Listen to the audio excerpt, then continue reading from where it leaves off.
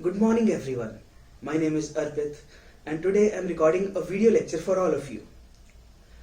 Now we'll start with chapter 2, Long Walk to Freedom, written by Nelson Mandela. The name of the chapter is Long Walk to Freedom. We'll start with the introduction of the author. Nelson Mandela rightly said that education is the most powerful weapon which you can use to change the world. Nelson Mandela was born on 18 July 1918 in the village of Mivzo. He was a South African politician and activist. He was also the first black president of his country. He passed his 27 years in prison for fighting against the apartheid. Apartheid means discrimination against the people who are not white. So this chapter is about his views regarding freedom of his people and description of inauguration ceremony. It was a great day for him. Democratic elections were held and he became the first black president of South Africa. Now I will tell you the detailed summary of this chapter. I will use some value points and through those value points I will explain you the whole chapter.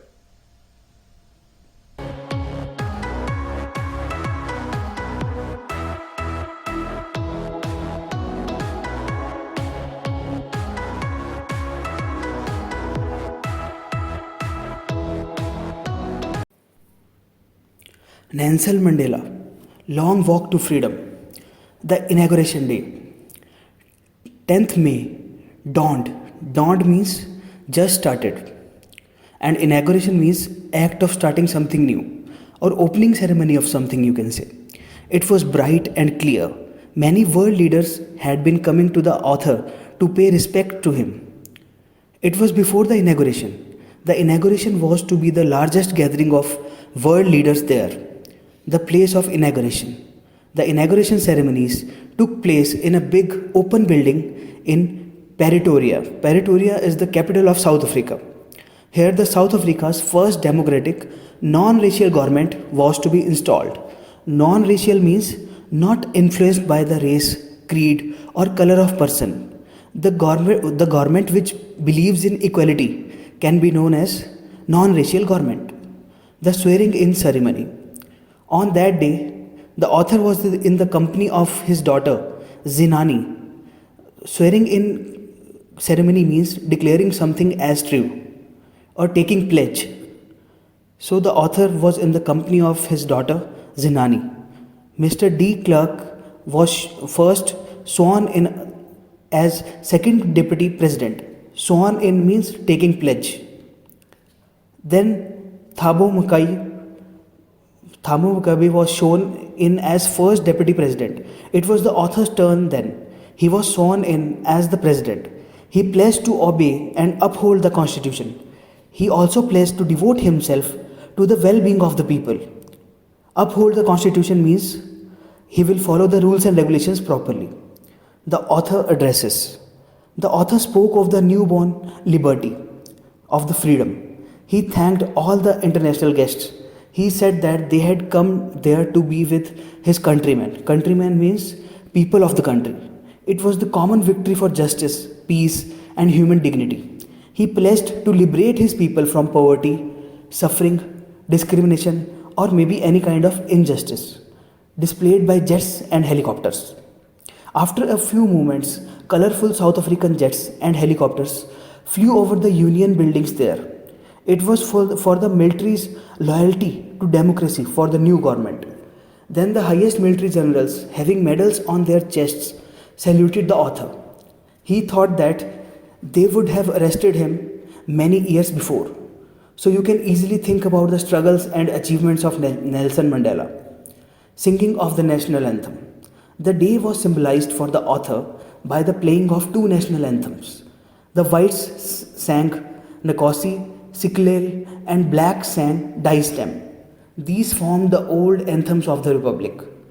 So black people sang another anthem and the white people sang different anthem. The author's thoughts. On that day of the inauguration, the author thought of history. In the first decade, the South African people had patched up their differences with other black-skinned people.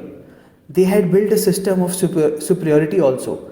It was the basis of the harshest societies. Harsh means rude or unpleasant. This system had now stood overturned. Overturned means system has changed. Now it was the system that recognized the rights and freedom of all people. So government has been changed. The authors regret.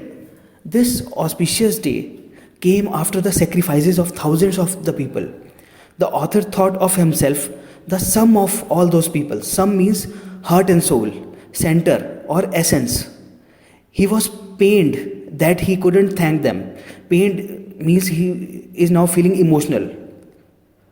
Freedom fighters remembered the policy of apartheid means discrimination, created a lasting wound in his country and his people. This policy had produced great freedom fighters. They were like Oliver Tambos, Walter Cicilus, Chief Luthilus, Yusuf Dados, etc. They were men of uncommon courage, wisdom, and generosity. The country was rich in minerals, but its greatest wealth was its people. Manpower. The definition of courage. From these people, the author learned the meaning of courage. They risked their lives. They underwent great torture. He learned that, this is very essential quote, you can apply in life also. Courage was not the absence of fear, but the victory over it. Men's natural goodness. The author says that no one is born hating other person due to color or religion. They could be taught to love. Love comes naturally to the human heart. In prison, they were pushed to the wall, but he saw humanity in the heart of the guards. It was men's essential goodness. It can be put out. Man's duty in life, every man has two duties. Two duties to his family, to his community, and country. The author found it difficult to fulfill these two duties.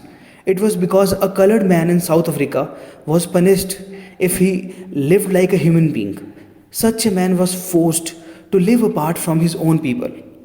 So he was not allowed to do his duties to his family. These lines truly depicts the sacrifices and struggles of Nelson Mandela. Freedom defined. The author was born free. He was not born with a hunger to be free. He was free as long as he obeyed his father and obeyed his customs of his tribe. But soon he realized that his freedom was an illusion. He was not actually free, this means. He began to hunger for freedom when it was taken from him.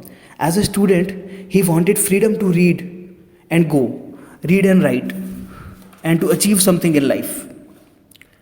As a young man in Johannesburg, he wanted freedom to be as per his potential. He also wanted the freedom of livelihood, of his own and of his own family. Desire for freedom made him bold, but soon he saw that he was also not free like his brothers and sisters. Then he joined African National Congress. His hunger for freedom became great for the freedom of his people. The desire for the freedom of his people to live with dignity gave him the power. It made him bold. It made him live like a monk. The chains on the people became chains for him too. He tried hard for struggle. Oppressor and the oppressed without humanity. So, oppressor means a person or group of people that treat somebody in a cruel manner, whereas oppressed means the one who is struggling and facing the cruel behavior of others, means he is a pathetic man. The author knew that the oppressor must be liberated like the oppressed. A man who takes away another's freedom becomes the hated. No one is free if he is taking somebody else's freedom. Both the oppressor and the oppressed are robbed of humanity.